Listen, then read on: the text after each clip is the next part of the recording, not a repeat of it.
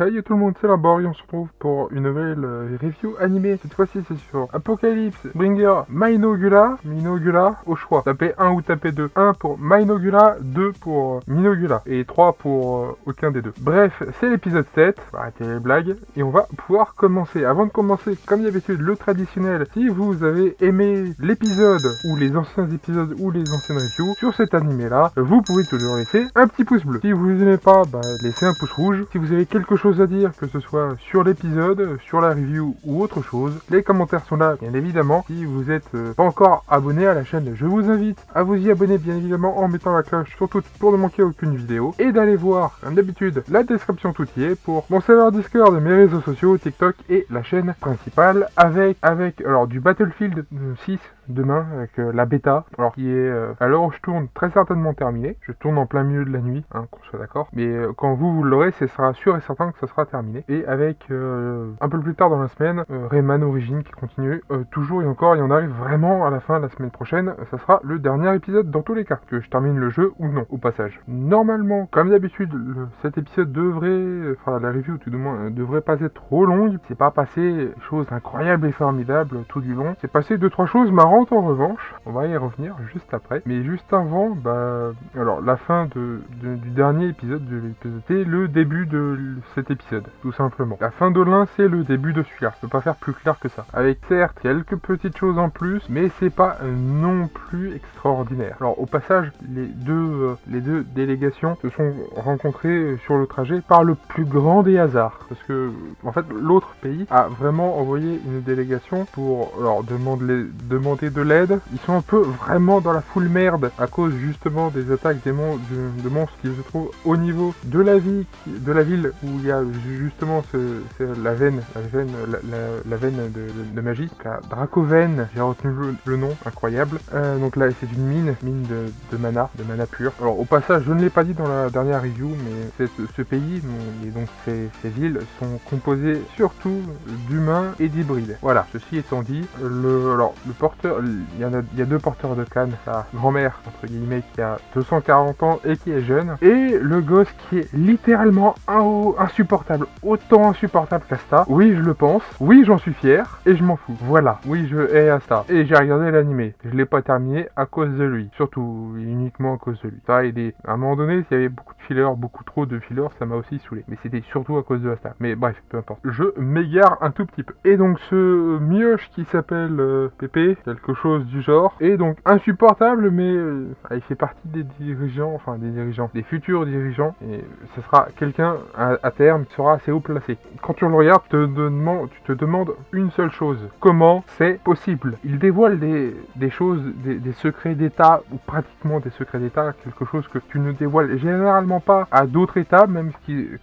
soient alliés ou non, passage, qu'ils soient alliés ou non, ou juste neutres, t'évites d'étaler comme ça ta puissance militaire, tout du moins tes problèmes à un pays qui n'est pas forcément ton allié et qui pourrait devenir très vite ton ennemi. Surtout que le début se passe d'une façon très drôle. Ça se résume en une seule phrase. Vous êtes prêts? Ils se chient tous dessus. Voilà, je viens de résumer leur première rencontre. Bon, à part Pépé qui est un peu trop joyeux comme façon Luffy, mais en étant tout aussi chiant qu'Asta. Le grand sourire de Luffy et à jacasser et à rigoler aussi fort et aussi chiant qu'Asta. Voilà, vous avez fait un combo parfait. Parfaitement chiant, mais parfait. Bref, passons. Par la suite, ils sont invités à Minogula, le numéro 1, Minogula, le numéro 2, en commentaire, encore une fois, pour justement négocier, comme je vous l'ai dit juste avant. Alerte spoiler, ils vont accepter de les aider. En même temps, ça les aiderait un peu pour récupérer un peu la mine. Enfin, récupérer pas seulement pour eux, ils acceptent quand même de partager avec les autres, certes, mais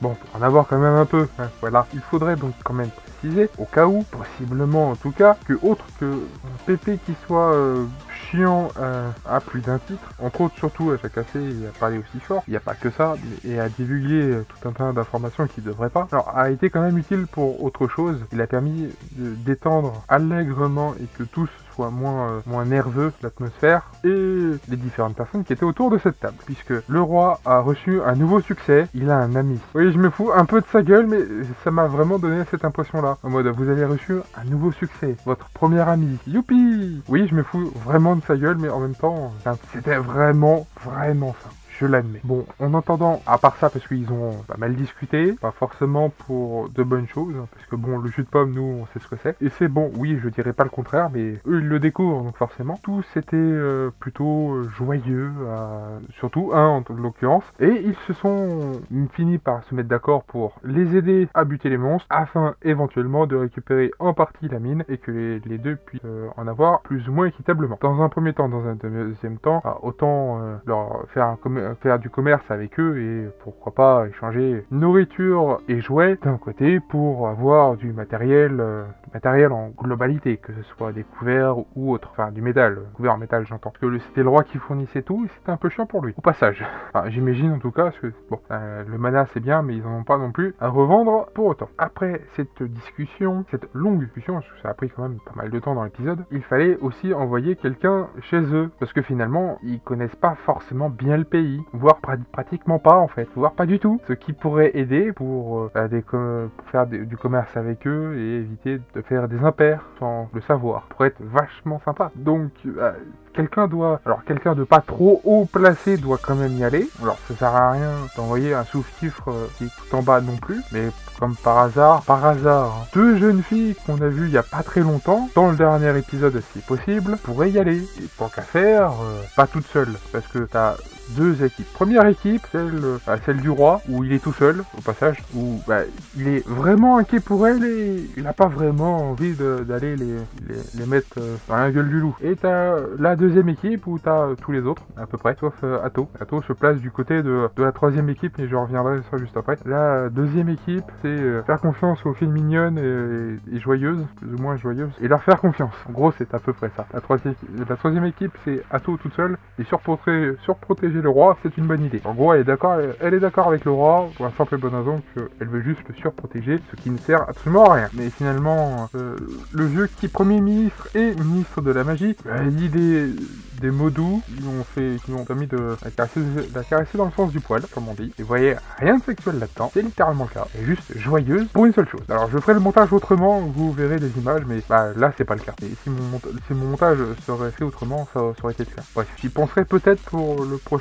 prochaine série en review, je tiens à préciser, au cas où, peut-être. Si j'ai le temps et si j'ai pas forcément la flemme, mais ça serait peut-être mieux de le faire. Bref. Alors le roi a fini par accepter cette demande. Il a abdiqué face à la mignonnerie des deux jumelles. Alors d'ailleurs, Atto sera agacée et un peu jalouse, parce que deux autres filles ont réussi à faire abdiquer le roi sur un caprice. Et du coup, il n'y a plus que elle là-dessus. Bref, il a réussi à l'amadouer en lui disant des mots doux, et il a réussi à la faire rêver sur un truc qu'il n'a même pas discuté, c'est-à-dire mariage, tout ça. Bref, c'est un peu marrant. Et à la fin de l'épisode, bien évidemment, l'hôpital est construit, au moins c'est fait, parce qu'on ne sait jamais. Et il y a 3 unités en plus, où je vais pouvoir caler une autre série. Assassin's Creed 2. Vous connaissez Assassin's Creed 2? Oui? Non? Normalement, vous dites oui à ce moment-là. Alors, est-ce que vous vous rappelez, pour ceux qui... Ça fait longtemps que vous y avez joué, pour ceux qui ont joué au début, à sa sortie, est-ce que vous vous rappelez de persos qui étaient là au 4 coins de la map à attendre que vous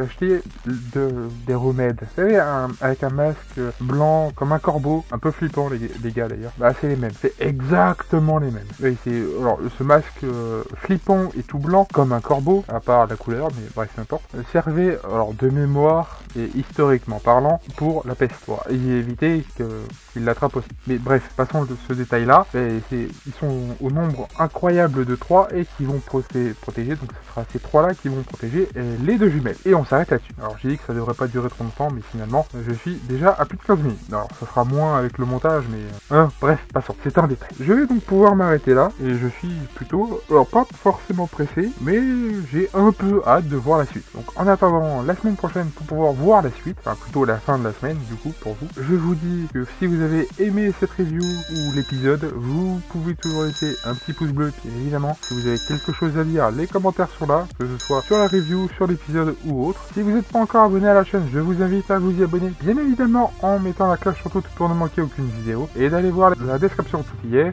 pour mon serveur Discord, mes réseaux sociaux, mon TikTok et également la chaîne principale avec, comme je vous l'ai dit en début de vidéo, la bêta de BF6 où je joue à la manette et ridicule. Je ne sais pas jouer un FPS avec une manette dans les mains. Bref. Et Rayman qui continue et qui arrive tout doucement à sa fin d'ici quelques épisodes et du coup la semaine prochaine. Donc sur ce, c'était Lamborg, à une prochaine vidéo. À plus tout le monde. Bye bye.